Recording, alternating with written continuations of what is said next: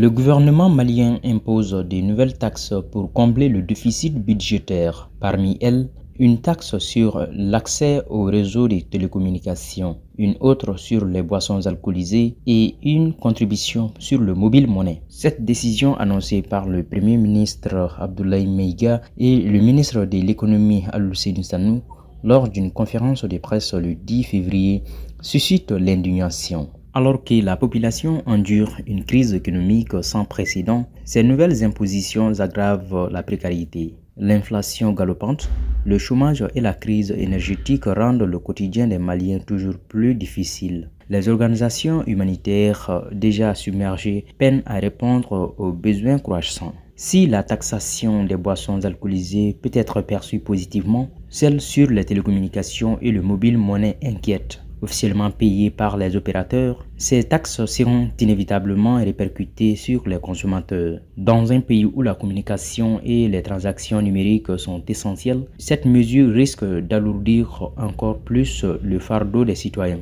Paradoxalement, le Mali dispose de ressources considérables.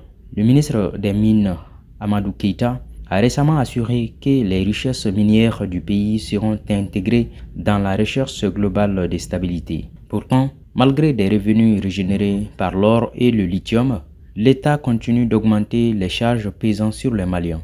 Avec des milliards de francs CFA annoncés dans la lutte contre la corruption et de nouvelles exploitations minières, pourquoi les citoyens doivent-ils encore supporter le poids des déficits?